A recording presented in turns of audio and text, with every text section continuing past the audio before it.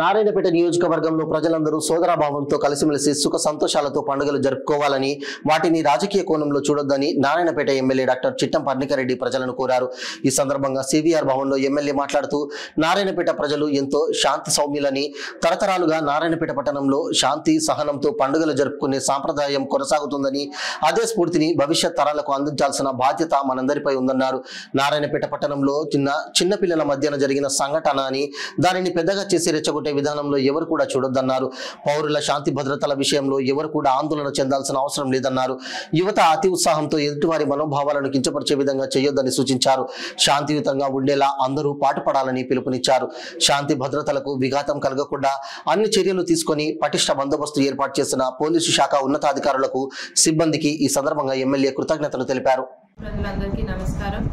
ఏదైతే నిన్న జరిగిన సంఘటన మీరందరూ చూసినట్లయితే చిన్నది పోయి పెద్దగా చేసుకున్నట్టు అవుతుంది. ఎందుకంటే చిన్న పిల్లలు తెలియక చేసిన పనులకి అది పెద్దగా ఈ ఇష్యూ దాన్ని రెచ్చగొట్టే విధంగా మీరు ఏదైతే చూస్తున్నారో అవన్నీ కూడా నమ్మొద్దు. ఎందుకంటే ఇష్యూ అనేది సాల్వ్ అయిపోయింది. సాల్వ్ అయ్యి అందరు కూడా పీస్ఫుల్గా ఈరోజు ఏదైతే మిలాదున్ నబీ జులూస్ తీసినప్పుడు ఆ జులూస్ కూడా పీస్ఫుల్గా జరగడం జరిగింది. చిన్న ఇష్యూస్ యూత్ అందరు కూడా చెప్పదలుచుకున్నాను. జోష్లో వచ్చి ఏదైతే మీరు చేయాలనుకుంటున్నారో జోష్లో మర్చిపోయి చేయకండి. ఎదురు వారిని హర్ట్ చేసినట్టు చేయకండి. ప్రశాంతంగా ఎప్పుడు నారాయణపేట ఎలా ఉందో అలానే ఉంచండి. నారాయణపేట నియోజకవర్గం ముందు నుంచి కూడా పీస్ఫుల్గా ఉంటుంది. అది కూడా టౌన్ ప్రత్యేకంగా ఏ ఫెస్టివల్ వచ్చినా కూడా అందరం కలిసికట్టుగా చేసుకుంటాం కాబట్టి అదే విధంగా కంటిన్యూ చేయాలని కూడా మీ అందరినీ కోరుతూ, వచ్చేసారి నుంచి కూడా ఏదైతే పీస్ కమిటీలు వేస్తామో దాంట్లో యూత్ని ప్రత్యేకంగా పిలవబోతున్నాం. ఎందుకంటే యూత్ ని వెనకాల నుంచి రెచ్చగొట్టడం, ముందు నుంచి రెచ్చగొట్టడం, రకరకాలుగా మాట్లాడుకుంటున్నారు అందరూ.